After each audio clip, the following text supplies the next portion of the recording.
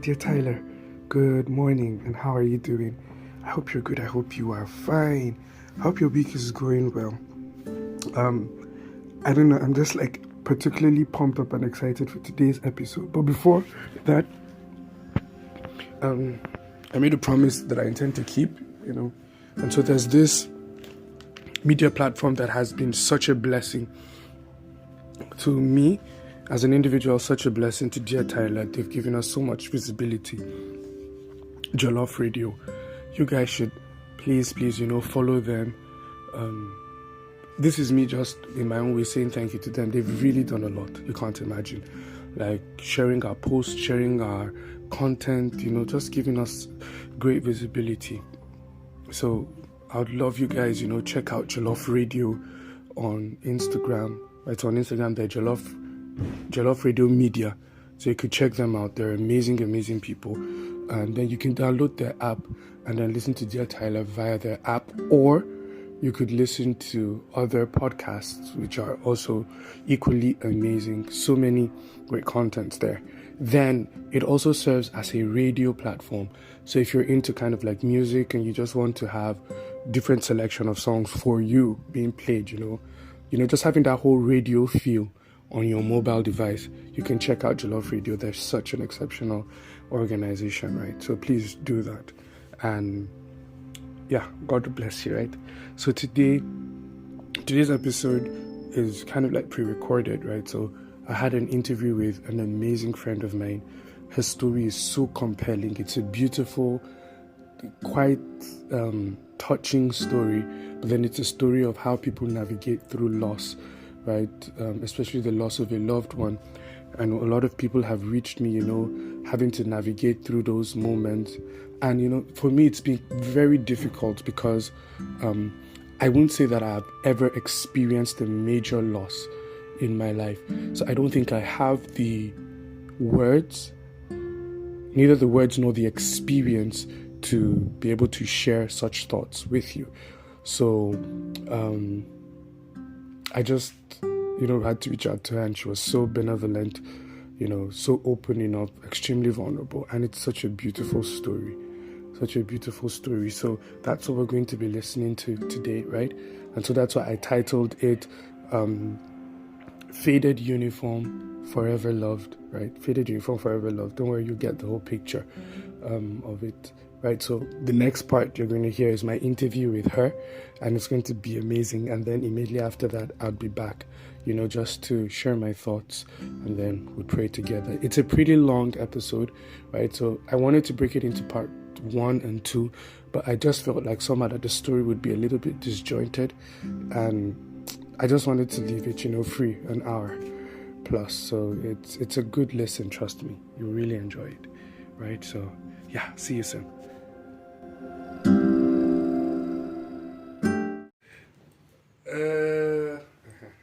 She's walking. Right. So I'm here with my special guest. Today is going to be very, very amazing. So let's start with my guest, and I'd like her to introduce herself. So just tell us your name, where you are from, how many children you have, how many children you want to have, and all. So, yeah. All right. Good morning. My name is Janet Bitrus Kwajafa. I'm from Borno State, and I'm a privileged mother of a beautiful baby girl. Mm-hmm. Her name is Daniela. Okay. All right. So thank you for having us. It's an honor and it's a privilege to be with you. So, first question: did you ever think you would be married to a military person? Yes. So that was the plan when you were like small. No.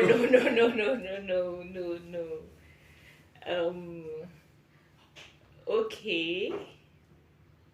I think when I was a teenager, I didn't like the idea of the military uniform and all that. But I think when I was in my university days, 200, 300 level, I met one military guy. Very nice, and he changed my perspective about the military people. But somehow, along the line, we didn't get married. So I had finished building the castle in the air that I was going to marry a military man and all that, but it didn't work out. And God knows the reason why it didn't work out. Yeah. So where did you school? I schooled at University of Maiduguri. Look at the strong people. That's the reason why you marry military people. Like, after you experience, did you ever experience like the whole Boko Haram attack in school? Yes. Can you narrate one instance? Okay, I could remember one March 14th. My birthday. What's that? I think it was March 14, 2014, when I think the popular military barracks, the Giwa barracks, was attacked or something. It was a very terrible day for us at school. We could hear bomb shots, bomb blasts. People were running. Like, we were on our beds. We have to sit on the floor, kneeling beside the wardrobe, so you don't even stay close to window. Yeah, because of the bullets, the spraying bullets and all that. That was in school then. I think that was my most terrifying events in Maiduguri. And then subsequently, those bomb blasts and the rest, it became normal. So you're used to it? Not used to it per se, but because of how the frequency of the occurrence, you could just be in class and you just hear a blast. You could just be in your room and you hear a blast. You could just be anywhere in church and you hear a blast. And back then for us, school was like the safest place, so we didn't really. So was the barracks near the school? Not really. It wasn't near the school. But that day, the whole town was just confused. It was upside down, honestly. Okay. So what did you study in school? I studied economics. Okay. Me and economics, economics, accounting. I don't like it. I studied economics. Okay. Yes. Alright, so how did you meet your husband and how did he toast you? Okay. After my breakup with the first military man, the military officer, so I just saw a message pop on my WhatsApp having his picture with military uniform. So I felt he's one of his friends coming to beg me. Okay. So we started chatting and he introduced himself. I said, okay, this one is a military guy. So I was just expecting him to say, please, because that one was meeting people to talk to me. So I was thinking he was one of his friends. And we started talking, we became friends. He was in Lagos then. Just a few days later, he told me, I made up my mind. I love when I'm going to marry you. I said, that was rude. I said, that is rude. You've not even seen me. You don't even know how I look. He said, no, don't worry, I'm coming to Abuja. And before I knew it, so he was in Abuja. He came and we met. But I was like, these military people safe. So he went back and I saw how serious he was. I think in a month he came to Abuja 2 times. That means he was serious. From Lagos. Considering their tight schedule, I just said to myself that, wow, this person means business. So the toasting was on phone. With full confidence. He just said it that I'm going to be his wife. I said, who is this one? Like that. Okay, so how did you know, you personally, how did you know that Kai is like, I like this guy? It took you a while. So that means you did him like... he was busy doing all the conviction, trying to get me to accept and all that. But prayerfully I considered it and I had peace. So I said, okay. Was there any special proposal, like surprise proposal? you wouldn't want to hear this part of the story. Let's say, unless it's something that should not be Okay, proposal. Do you mean the ring proposal or yeah, the ring? Anyone. The one that is sweet, the one that people like to hear. The one that people like to hear. Mine was okay after he had made his intentions known for some months and all that, so he just decided that I want to come and see your parents. So in our culture tradition, there are procedures you have to do.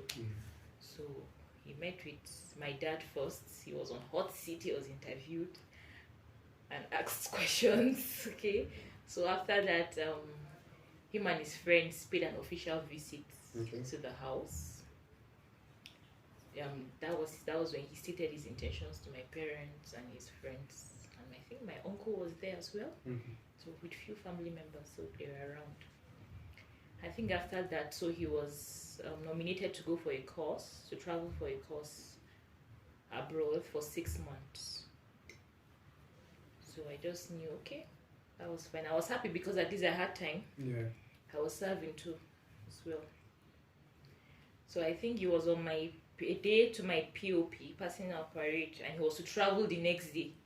So when he actually dropped me off at home, casually, and I just laughed. He said, hey, I forgot to. He just brought out one ring. He just brought out one ring. And in his words, I quote, that he said, the issue of will you marry me has passed because so he said, I engage you in the name of the Father. No, I'm also of that opinion because I've met your parents. I've told them I'm marrying you. So why would I do that and ask, will you marry me? Like, if you say no now, what will happen? Will your parents give me back my money? No. Understand? Okay, so he just gave me the ring and I said, oh God, this is even oversized. You couldn't even. And so we just laughed about it. Wow. Yes, he just jokingly did that. We laughed about it and that was it.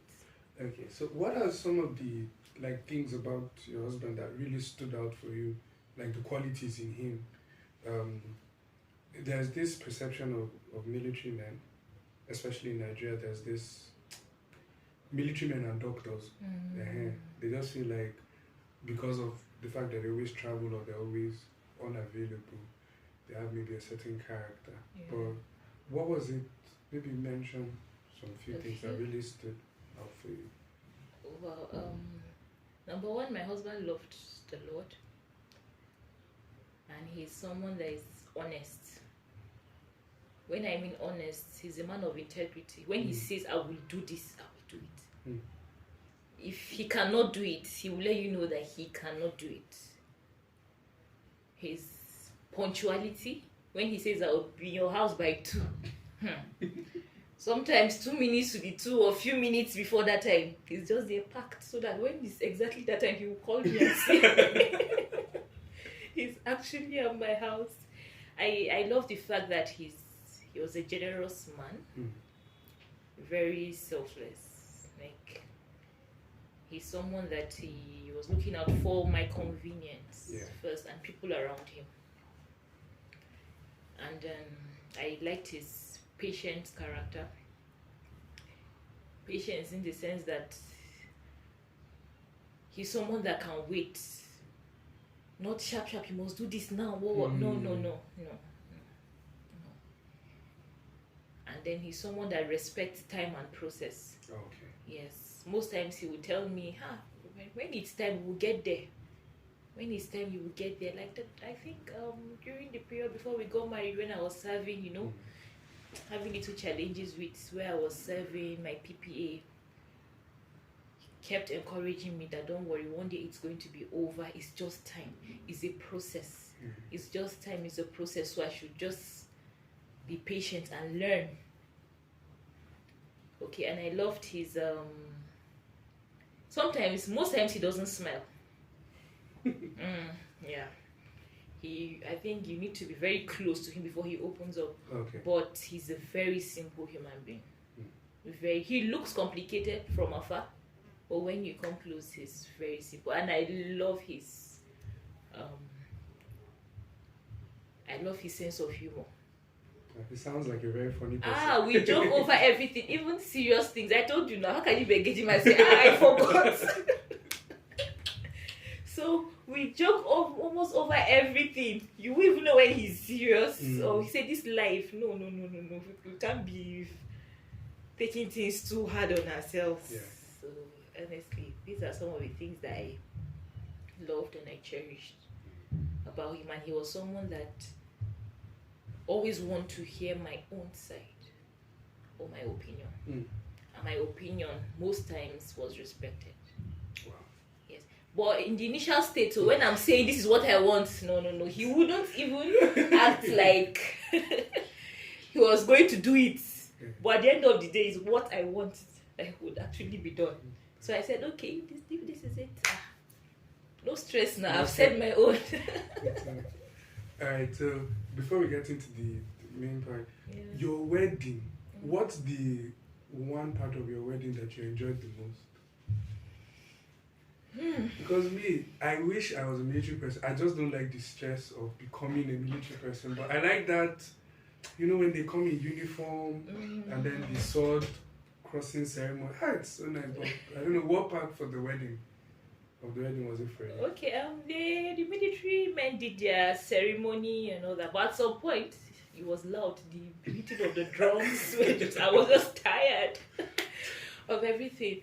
But what I really loved about my wedding and something I will never forget, it was after the church event. We were moving to the reception, and so when we sat in the vehicle before we moved, we had just settled in, and he held my hands and said, "Thank you for marrying me." Wow. And he said, "You're looking very beautiful." I say, "For your mind, Sha."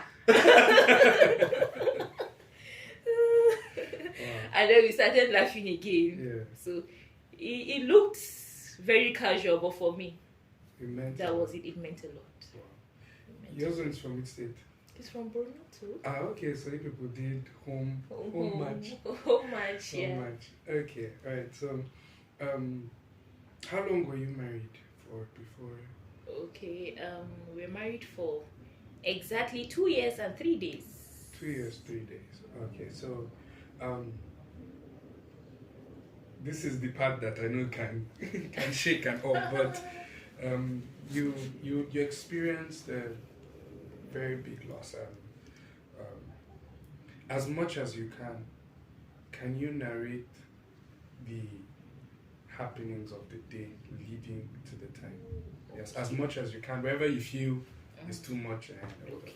All right. Thank you. Few months before my husband passed away, I think he traveled and returned, and then their promotion was closed.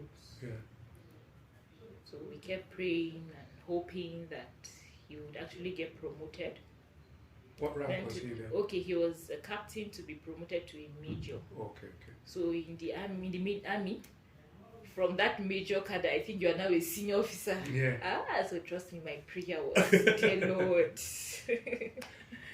before my husband, so that he would be promoted to the rank of a major. And I think after the list was out, or was it before then, he started complaining of chest pain. He comes back and tell me, "Babe, my chest is paining me," and all that. Pray together. But at some point, I said, "I know you have a very bad eating habit, so probably it could be ulcer." Okay. Or something. And he said, "Yes." And then he went to the hospital for a medical checkup. He went to see a cardiologist, I think. Okay. Yes, and I think on 2 occasions they monitored his BP for like 24 hours. There were some things like that they had to put on him, that would be used to monitor his BP. And so after that test was carried, I think after that test was done, was given some medication and he was getting better. He was fine, though he couldn't tell me the exact thing that was wrong with him. Yeah. So I had to work on his diet and all that, but he was fine, gallant. He was still going to work, doing everything very well. And so most times his complaint would be climbing the staircase because of where we lived in the barracks. We were upstairs, so he'll come back and tell me he's actually panting. In fact, most times I could feel him panting really hard. And then he said so that very day, or before he died, the promotion list was out. By the grace of God, he was promoted. I was so excited about it, and he was decorated as well. Wow. Yes, he was decorated 8 days before he died. So for me, I was so happy. I was so excited about it. But somehow he was not just excited about the promotion.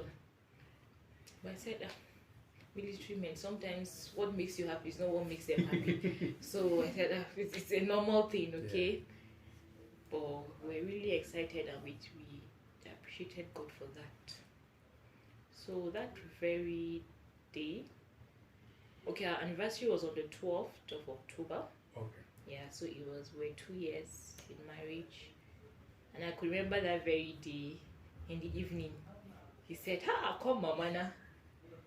Let me hug you. 2 years, no confusion. I said, I'm telling you, we need to celebrate.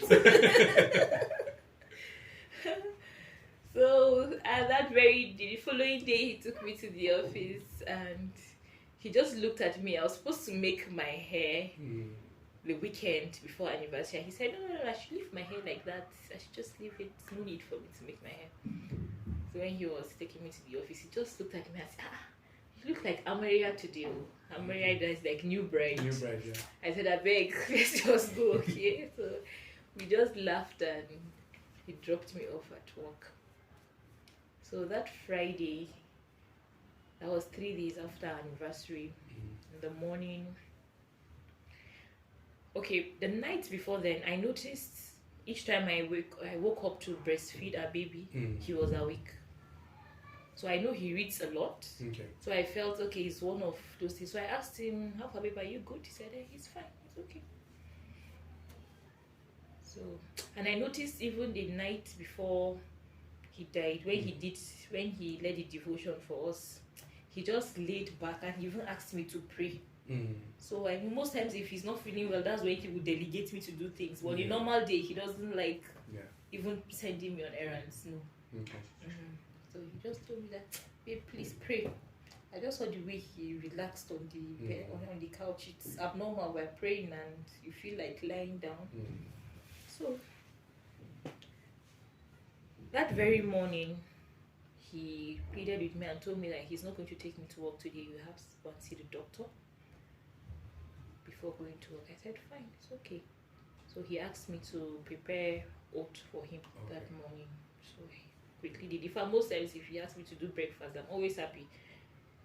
Because he doesn't like eating breakfast in the morning before leaving the house. Yeah. His own is just walk. So I was excited. I made his breakfast. He had his oat that morning. And he was playing with our daughter on the bed while I was preparing for work as well. So when I was ready, I just met him and he said, okay. He was dressed up completely and told me, babe, now Wuchi, that is, I've gone. Yes, I've gone. And I just, because I was preparing, I was trying to dress our baby, dress her up. So I just wanted to, pardon, talk later. So I can remember how I looked at him walk out of the room. And that was the very last time I saw my husband. So that morning I was very reluctant about going to the office. I didn't leave the house till almost 10 a.m. In fact, my colleagues were worried. They said, they know if I was not coming to work, I would actually send a message or put a call across and said I wouldn't be able to make it to this. Or they actually felt maybe something was wrong with my baby.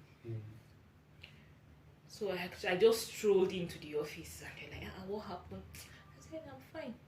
Fine, I greeted my boss and all that. So even at work, I was just moody and everything. I didn't just know what was happening to me. And then when it was almost 2 o'clock, because I was a nursing mother then, I leave the office quite early. So I saw his call. But before then, we were just chatting. I was asking him how is he doing, assisting the doctor. So he was replying because I didn't want to call. Probably he would be with the doctor, so he wouldn't be able to pick my call. So we were just chatting. And then when I called, no, he called me a few minutes to 2 p.m. That was like 1 something, almost 2 p.m. So he called me and said, babe, how are you? And rest fine, we greeted and he told me he's done with the hospital far, but they said he's okay, but he's still feeling pain. I said, okay. But I said, I was just worried. I said, how can they say you're fine, but you're still feeling pain? He said, oh. I said, oh, no problem. So he told me, I'm okay, I'll be going to the office. And she told her that when you come back now, at some point, a lot of things were going through my mind. I said, okay, the hospital will have seen something, but he's fine. According to them, he's okay. Because if he wasn't okay, they won't even discharge him or let him go in the first place. And again, that was the last time I spoke to my husband. When it was 2, we closed and we got back home. So the usual thing, once I get home, I let him know that I'm back home. Or once he reaches the office as well, he would call me to let me know he's at the office. So I got home, I tried calling him, his number wasn't reachable. So I felt, okay, the office was actually at after University of Abuja. Okay. Yes. So I felt Airport Road, probably network issues. So I just calmed down and said I would check on him later. And so my neighbor came, my friend in the barracks then, she came and then we were just gisting and all that. And all of a sudden, I just felt like fear gripped my heart. I was just confused. You know when, I don't know how to explain this, Hausa will say kabonka bonka ya fight or something, your heart started, I just felt good like that. All of a sudden, fear gripped my heart and we're gisting. So I got up. I tried calling and I started praying immediately. I said, God, whatever it is, Father, have mercy. I don't know what the problem is. So I reached out to my mom because I had called him like 2 or 3 times. He didn't pick my call. And I actually know the way we communicate with my husband. If he rejects my call, it is an answer for me. So I know he's busy. I don't call back. Or most times, if he's with his boss, he might just send me a message, he's busy, or maybe the phone was call waiting. Or he would just call me back and say, Zenki, right here, I'll call you back, I'll call you back. But this one, I kept calling. The call was not rejected. And the phone was not on call waiting. Nothing. It was on like him. So I called my mom. I said, this is it. This is what happened in the morning. He told me he was going to the hospital and all that. So my mom said, Mary, let's pray. Meanwhile, I should keep trying. So his colleague called me. And so we greeted. He said, Madam, your husband, have you heard from him? I said, he's supposed to be at the office by now. He now said, okay, no problem. How am I doing and how's the baby? I said, she's fine. So I even sent him a message. I said, babe, how far? Major Yakubu just asked of you, are you okay? You should have been in the office by now.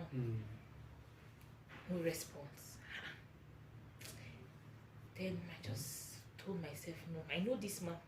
Because on several occasions, he'll tell me, babe, I'm okay. No, okay. Don't worry. Sorry, I listened outside. No, okay. In his words, he tell me, I'm okay, but you're not drip. That means I didn't know what happened today. He was on medication and even he took drip today at the clinic or something. I'll be like, really? Is now you're telling me? Okay. So something just told me, I say, I know my husband. What if he was admitted and he didn't want to tell me? So quickly, I just called his classmate's wife who lives in the neighborhood, and her husband works in the same place with my husband as well. So I just called her. I told her that please, she should help me ask her husband. Did he see my husband today at work? And he said he was also waiting for him today. He didn't see him as well. So the cosmate just told me that I should bring my baby and the nanny to his house and let's go and check on him in the hospital. So he came and then we went to the hospital. On arriving the hospital, one of the doctors that know me, I just met him straight. I told him, sir, my husband was here today and I'm trying to reach him. He's not picking his calls and all that. He said, yes, madam, he was here earlier and all that. He just asked me, who did I come with? I said I came with his cosmate. And then he took his cosmate out of the hospital premises and told me to sit down. I said, hey, you're telling me to sit down? I couldn't sit. I was just restless. I was just praying. I said, God have mercy. I just called my mom. I said, Mommy, this is it. I'm at the hospital and the doctor just walked out with his cosmates and they're telling me to sit and they're not telling me anything. My mom said, no problem. We're coming to your house now with your father. So when they were done discussing, he just told me that, madam, his condition got bad and he was in ICU. I said, okay, ICU. Fine. Which hospital? No, I didn't even ask which hospital before then. I said if he's in ICU, I know I will not be able to enter, but I should be able to see him. Yeah. They said no, that he's in another hospital. He's been moved to another hospital. I said, okay, which hospital? They said no, I shouldn't worry that they are taking care of it. They will handle it. I should just go home and take care of the baby.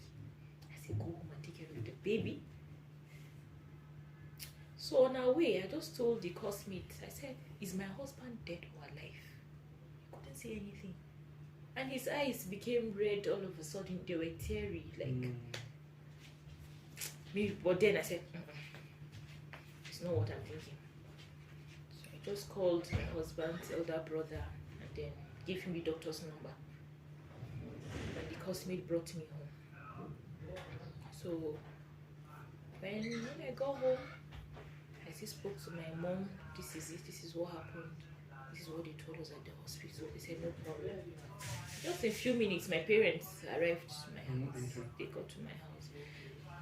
But before then, I just took his picture and I was just crying out for mercy. I was just saying, God should just have mercy on me because I can't understand. I don't seem to understand what was happening. But along the line, after the prayer, I just had peace. I said, okay, no problem. So it was almost evening. And then I met my neighbor and told my neighbor, this is what happened. So I said, okay, that I shouldn't know if he's going to call army headquarters if there's anything, or if you try to reach out to the military, because he wasn't a military, no, he wasn't an army officer, he was a naval officer. Okay. So he said he would get back to me. I said, okay, sir. So after a while, my neighbor came in. By then, my parents had arrived. So he asked, who are they to me? I said, this is my father and this is my mother. So he just called my father out. Just kept quiet. And then my dad walked in. I saw his eyes. And my mom asked him in our dialect, that is everything okay? He now said, no, he's gone. That was what he told my mom. Okay, so by then, my neighbor was walking in with some military officers, very senior military officers. When I look at them, I said, no, now on a normal day, you can't come and visit me. You can't. That was how they broke the news to me. They told me it's unfortunate he died on his way to the office. According to them, I think he was on his way and then the chest pain started. He parked along the road and started calling for help. So people came and he was trying to pull off his uniform. And before his calls were coming in, but they couldn't pick my call because my picture was there. So obviously they knew I was the wife. Yeah. So nobody responded to my call. But any calls that were coming in from his colleagues, the people that were around him actually picked. So that was how his colleagues were able to get to the incident, the scene, and before they could arrive, he had already gone. Yes, according to his colleague that told me that was there, he said he tried talking to him, checked something. He said it's like a pulse something around the neck. Yeah, pulse. And then the one at the hand, he wasn't responding. In fact, the people there did not even know he had gone because his eyes were open. He was just sitting relaxed. They didn't even know. So, and that was it. So, when it happened, how did this affect your relationship with God? Were there challenges relating with God, like, okay, why me, or and then maybe I'll just ask like multiple questions so that I can just put it. I don't want to interrupt you. Okay. And so, how did it affect your relationship with God? Number two, whenever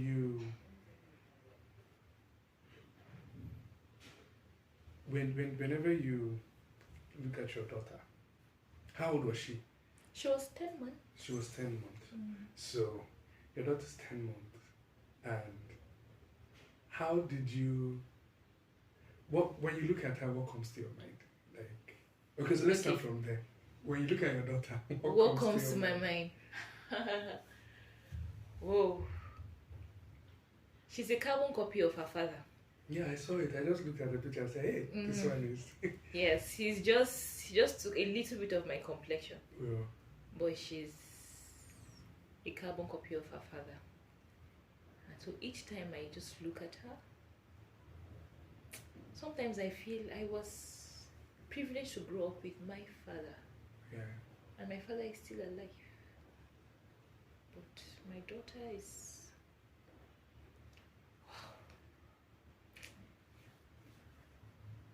Sometimes I feel bad. Sometimes it's consoling.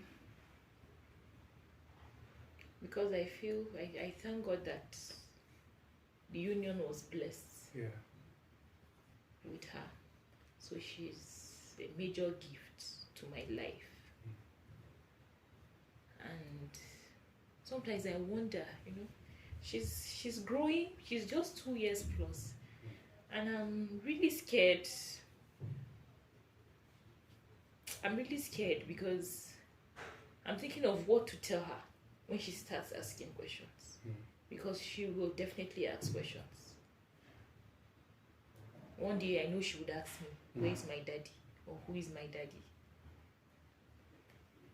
But in the midst of it, I still thank God for this precious gift, because I tell you, she's the biggest consolation that I have. Yeah. Most times her hugs, her kisses, her smiles, her trying to jump over my body, I smile, she makes me happy. So honestly, God has used her to really be a source of comfort to my life. Yeah. Though I have my fears, I have my worries concerning her. So, sorry to cut you, but you mentioned some of the fears, and as much as you can. So you mentioned, what would you tell her when she grows up? Yeah. What other fears do you also have? If you feel you can talk about it, what other fears do you also have? Okay. Another one is by the time she starts going to school and start mingling proper. When people start moving around and say, my daddy did this, my daddy did that, my daddy did this. Okay, sometimes I feel, how would my daughter feel when that time comes? Most times it's like fear of the unknown. Yeah. Okay, because right now she's growing, so she doesn't really know a lot. True. She doesn't know a lot. But if he's taking care of her, and that I know God has said in his word that he's the father to the orphan. So I'm not even bothered what she will eat, what she will drink, what she will wear, how she will grow, her schooling. No. I'm not worried about that at all. because God has decided to father her, Yeah. both spiritually and biologically, everything. I understand. He said, "This one is my own." Mm. So no, when it comes to that aspect, I'm very relaxed. Okay. I'm very relaxed about it. You know, I can just only picture it. It's like I've had one or two people that I know that have lost loved ones, and I find it very difficult to console them because, like you said, my father, my mother are still very much alive, and in fact, they're overactive. Yeah. And so you come over and you see somebody that has lost maybe somebody precious, and how do you console the person? And one of the things I've noticed, one of the people in Dear Tyler community recently lost her mother. I think she lost her father when she was young. So she lost her mother, and the first question she asked me is, why didn't God answer me? I prayed and I asked God, why didn't God answer me? So that's what leads me to that question. Where, how did this affect your relationship with God? Was there a point where this whole believing in God thing was just a big, let us leave it for? And if there was, how did God bring you to the point of healing where you can now still trust Him and believe that His plans for you are good? Okay. When it happened,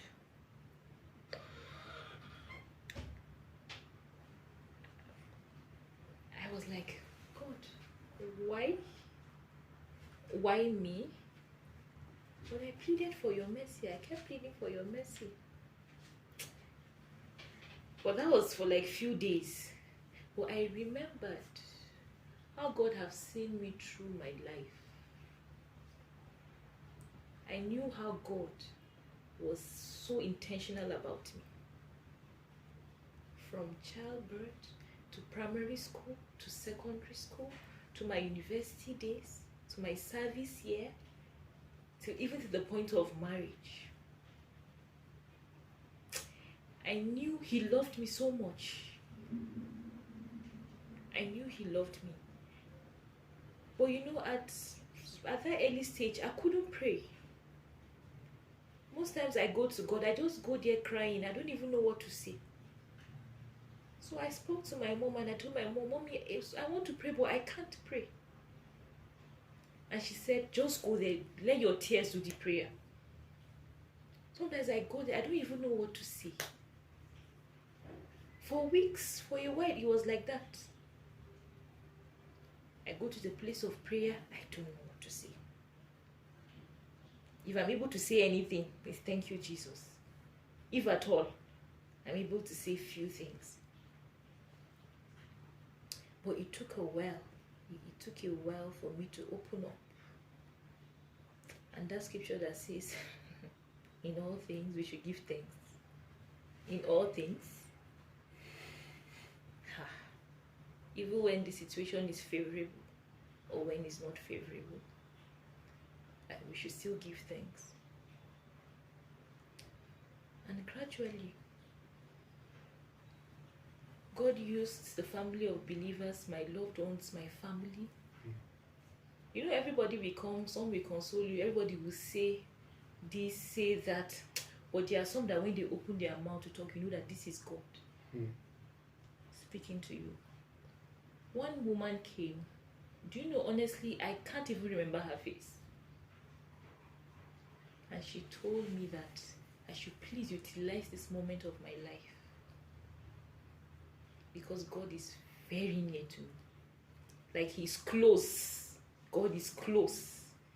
She told me that she might pray and fast before she get her answers to her prayers. But as I am like this, a widow, you are God's wife, she said I should utilize it.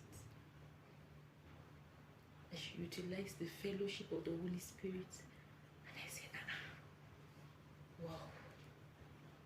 Honestly, I can't even recognize this woman again. If you should tell me how does she look, I can't describe her. So then I just said to myself, in the midst of it, God is still God. He has not changed and He still loves me. And He's aware. He knows that I'm mourning. He knows that I'm in pain. So honestly, along the line, I started picking up. I could pray. I could now study my Bible, and I was just, sometimes I will cry in the place of prayer. Sometimes I give thanks, But gradually, God was just helping me. God was helping me through the pain. So honestly, we're humans, and sometimes I felt, why now, God? Why now? How old am I? Young girl. In fact, most people that came to visit just came. Some would say, small girl like you. Oh, what? And I'm like, oh. But why are they saying all of that? Yes, the age, considering the age, some just felt, and I had a baby. And then a lot of people felt, since he was a military man, they thought he died in Sambisa or in the northeast. Okay, and so a lot of people came. They were just some. God used some to bless my life. I know, and I was really, really touched, inspired, and I was encouraged. And some people were especially interceding for me. They were. I know some of my mother's friends, her group of friends, that were especially praying for me. That was their duty. I had my friends, my colleagues, my siblings that were praying for me. Because the truth of the matter is, how I survived this, I can't explain. Because I know the relationship we had with my husband. We're always playful. Everybody around me, like, we don't take even serious things, we don't discuss things seriously. Yeah, so, but God has helped me. God has helped me, and He's still helping me, because it's a process. Compared to when it happened and now, the difference is clear. I remember when I heard, I think that day, I don't know, but me and Paul, something made us to chat. And then I think in the midst of the chat, he just said, Baba, sorry, I have to go there. Next thing he said, my sister's husband is dead. So in my mind, I was trying to, you know how we are now in the north. Sister can mean cousin, can mean neighbor, can mean, do you understand? Many things. So I was like, okay. In my mind, I was like, okay, maybe it's one of these. I was like, wait, you mean your sister that I just met this guy? Yes. I said, It didn't really just make sense to me. And like I said, I don't understand. I don't understand it. So I didn't know what to say at that time. So I didn't even say a word. I did not even say one thing. All I know is that I was just called Paul and asked, okay, how's your sister? I hope she's fine. I hope she's fine. How's the baby? Then sometimes Paul will call and tell me that he has to play with the niece or something. But one thing you mentioned that I would just like you to maybe talk a little bit more on is the role of your family in your healing process, because you made mention of how they all just came around, from daddy, mommy, your brothers. And I think one mistake that we make is we create a family out of another society. So for instance, maybe you're in a church and you give so much time to people in the church and you totally forget that you have your own family. Yes. I lost an uncle 2 years now. Yeah, 2 years or so. 2 weeks before he died, he called me, he called me with a strange number, so I was like, hello. I've been guys this year. I said yes. He said, don't you know it's me? I was like, uncle, sorry. He said, you don't have my number. He was shouting. I was very upset and all. And I said, sorry. He said, I said, I don't have this number. He said, save it now. The last thing he told me is that family is the most important thing. If everybody leaves you, family will still be there. And that's the last thing that my uncle ever told me. And then I think two weeks later, around 5:30, saw calls, told me that he had died. In fact, he was in the hospital.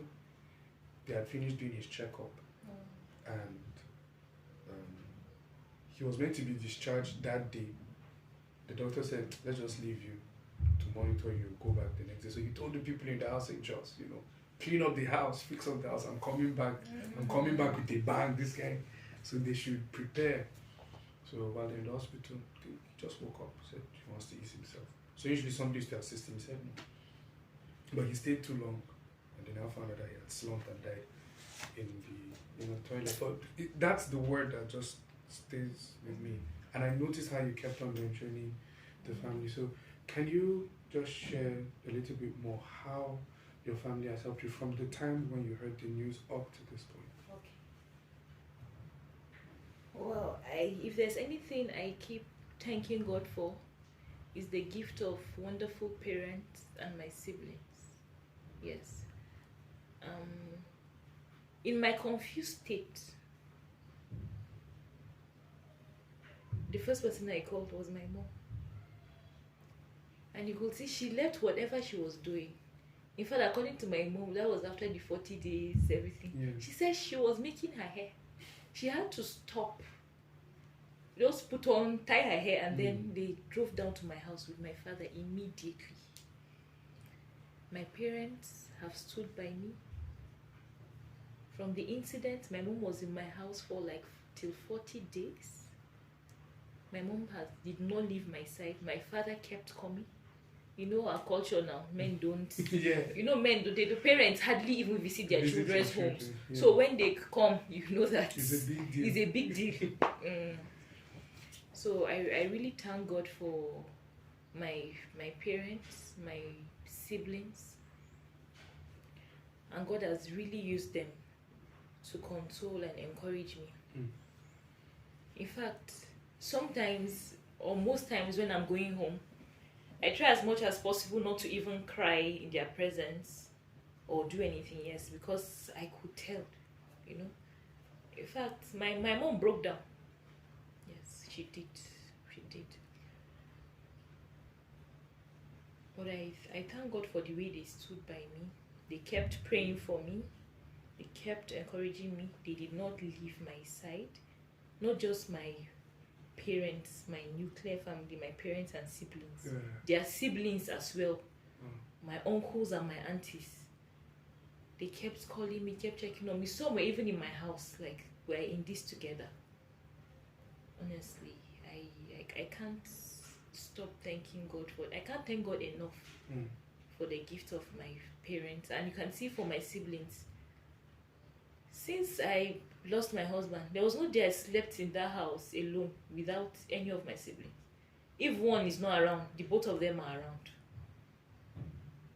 Yeah, if one is not around, the both of them are around. They leave whatever they are doing. You could imagine leaving your father's house and say, okay, we're living with our sister, or come rain, come sunshine. They were with me.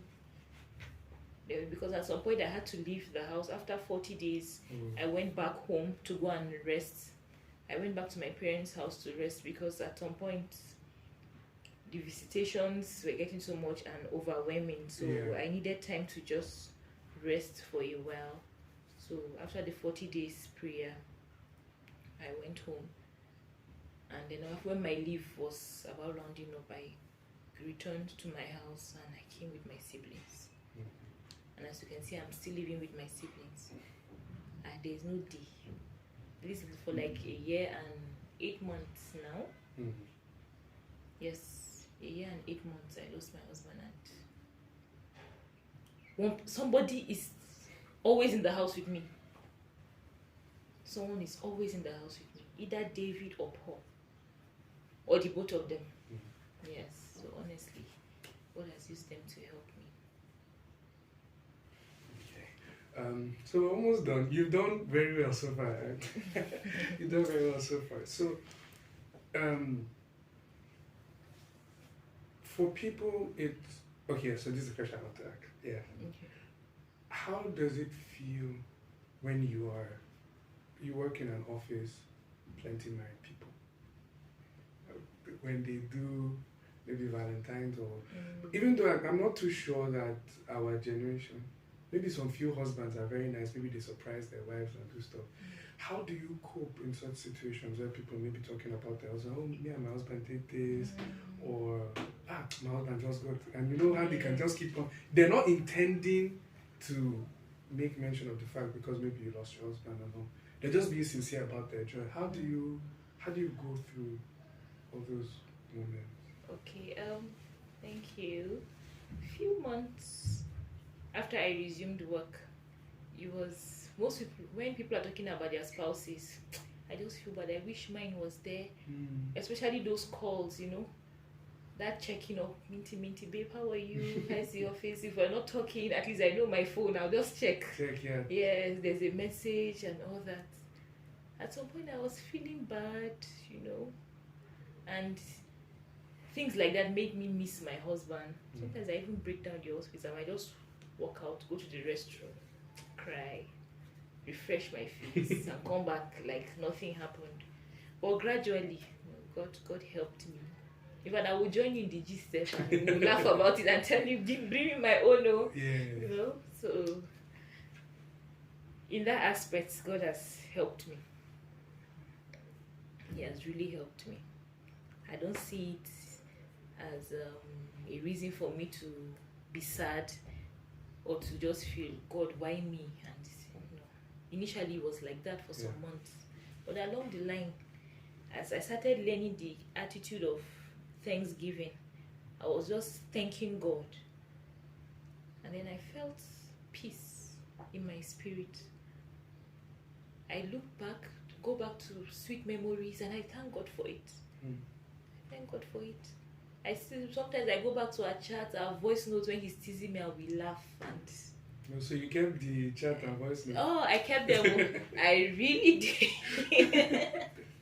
I kept them. I still have a lot of them. So it's really consoling with pictures, sometimes videos. One day you feel I will just see this and cry. Initially I used to cry, but now no. I go back to the memories, I just laugh. And I thank God. So I have two more questions, but then this one is personal. So if you cannot answer, just say, I will not answer. Do you think you will love again? Or will you give love a chance again?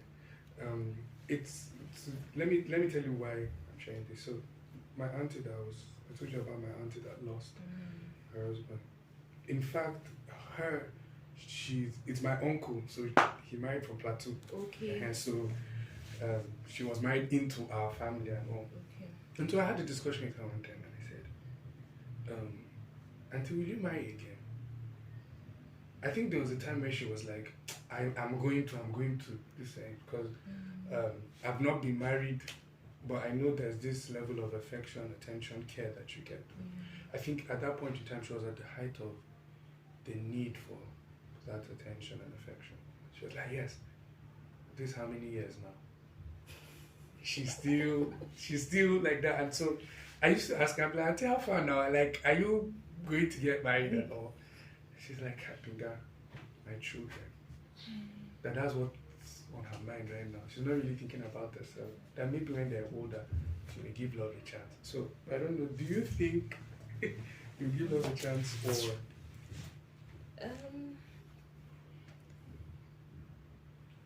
well, for now, yeah, I can't say if I can give love a chance now. Yes, because I feel I'm still in the process of healing, and when it comes to giving love a chance, God is still working on me. Yes, God is still working on me, and I know when it's right, or when the time is right, when He wants me to, He has a way of communicating it to me that I will understand that it is time for me to love again, or to give love a chance. But you see that area of my life right now? No. You have locked it. It's locked. It's locked. It's locked. It's locked. But I believe with time. Anything can happen, man. Yes, with time. Anything. I can't really say for the future, but for now. Okay. Yes. Alright, so let me just leave you 2 questions so that we can. What would you tell people that, because definitely no regrets marrying your husband.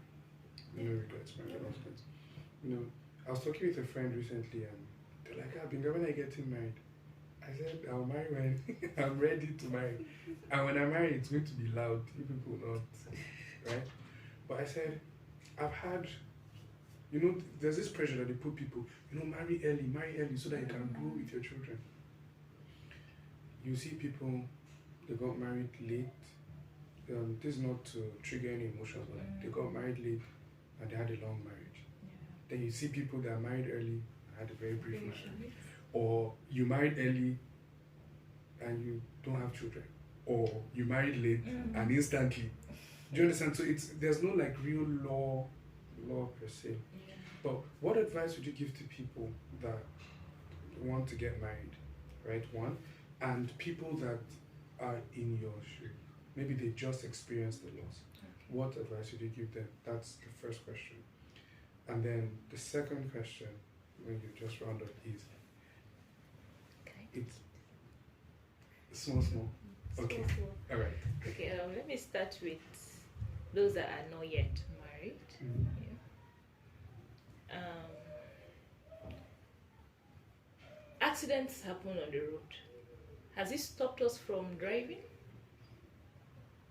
It hasn't stopped us from entering cars. Yeah. In fact, we have plane crashes, but people still fly.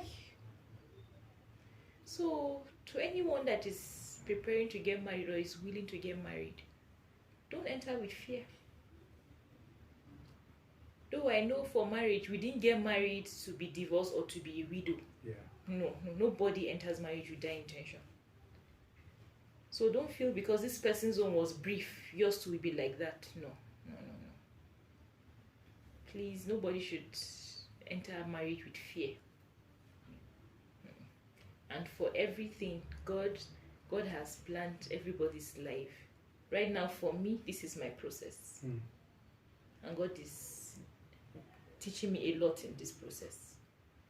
So the way God deals with Mr. A will not be the way He will deal with Mr. B.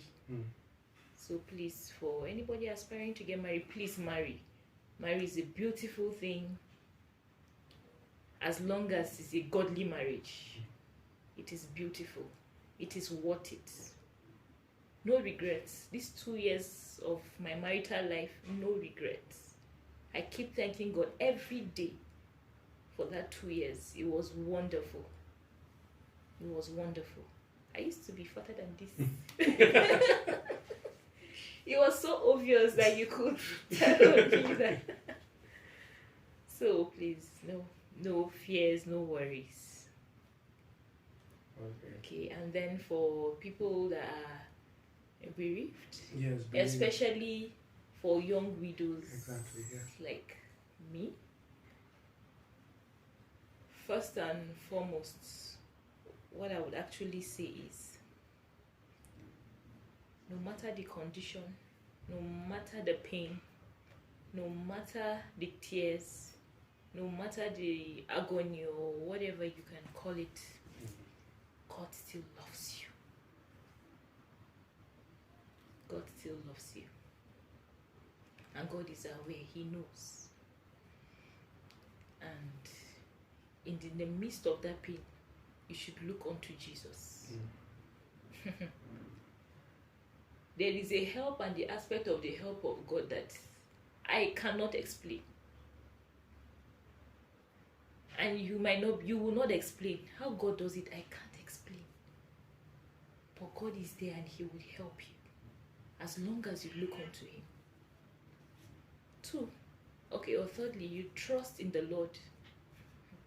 Some people come when you're just bereaved, and some people will come and make empty promises. I will do this for you. I will do that. I will do this. I will do that. I'm not saying that's bad though. Yeah. No, some actually keep to their words, but most people don't. So don't look up to any man. Don't look up to any man. And then, whatever it is, just open your mouth and say it. Tell God. Someone looked for your trouble. God. As a young widow, if one of my consoling things is I have come to the understanding that I'm God's wife, and I know how my husband treated me. I said, this is just a man. If a mortal man can treat me like this, what more of God? No. Anybody that look for my trouble, Straight to God. straight to God. I won't shout much. No. And I have seen God come through for me. Not once, not twice, I can't even count it. No. I've seen God's provision. Sometimes I don't even pray about it. I just say, oh God, I need this. I just say, oh dear Lord, please, I need this. I say it casually. Sir, sometimes in less than 24 hours, I get it. No. Just a few days ago, I was just entering the house and I say, dear Lord, I wish someone can just give me this amount. But you know, the following day, that morning, I woke up with that exact amount. Someone sent it to me. No. And he said, no, I just felt led in my heart. Your husband has told them to send you money. Yes. My husband has told them to send me money. Wow.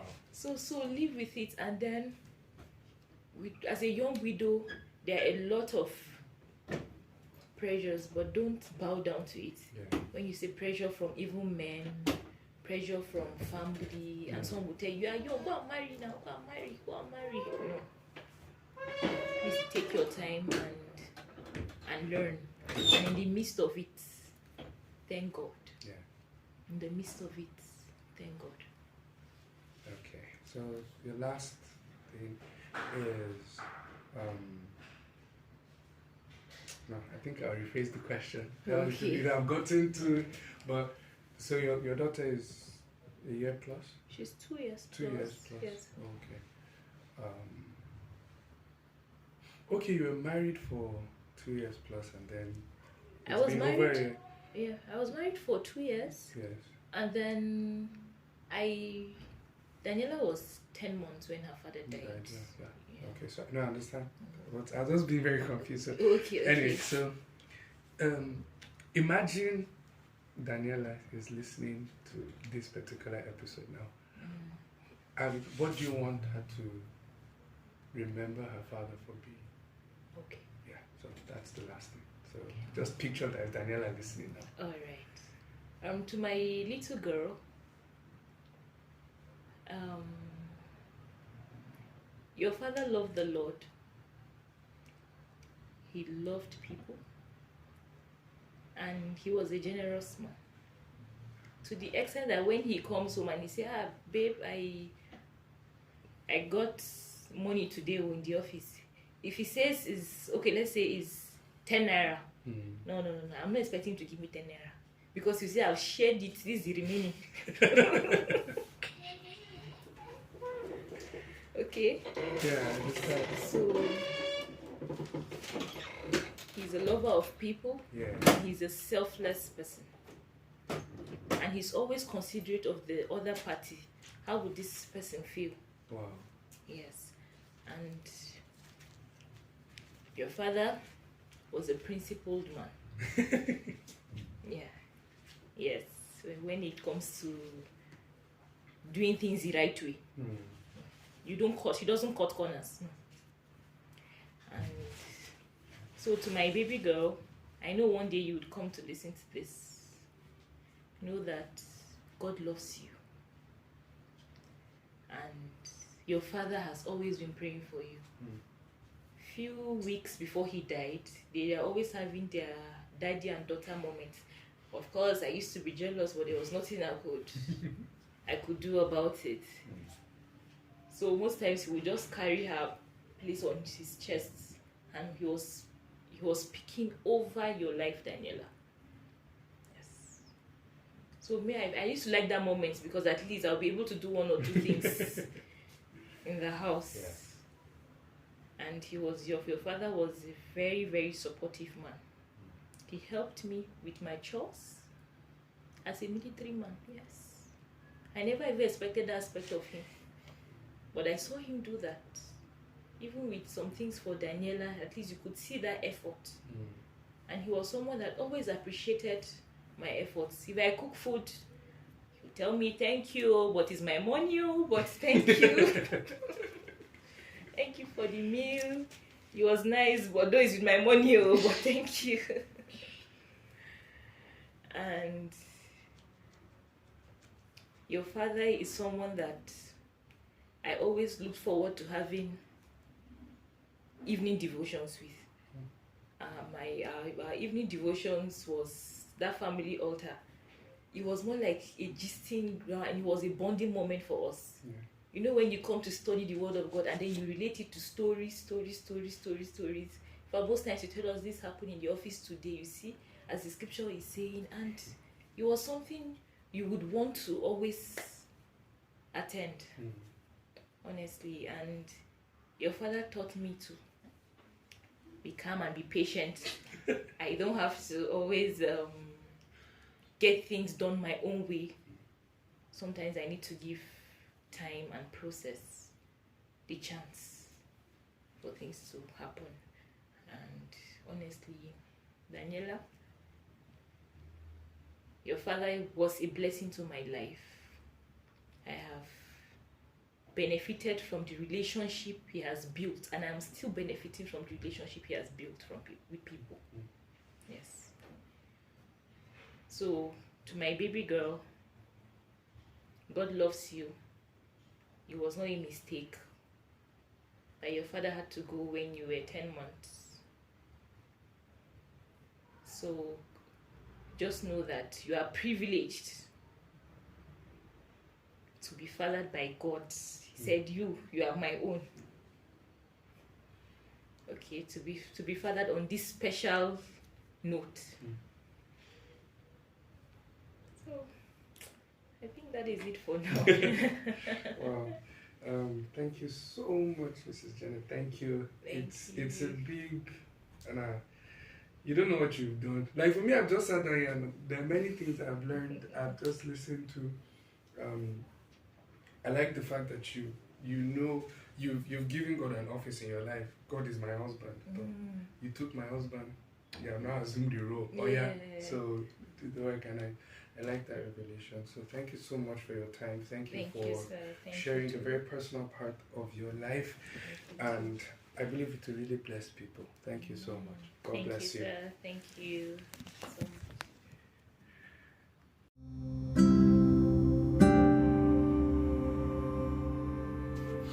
Hey, dear Tyler, I'm sure you can really, really attest to the fact that it was such a beautiful story. Very touching to imagine all that she went through. But this is I think some of the things that I really, really got from our discussion, what she said is understanding that irrespective of the things that happen in our lives, right, God is good. That is constant, right? So the goodness of God and the love that God has for us is not hinged on the occurrences in our life or the things that happen. So even if I have a tragic event, I experience a tragic event in my life, it is not an indication that God does not love me, or it's not an indication that God is not good. No. So the goodness of God is a consistent thing.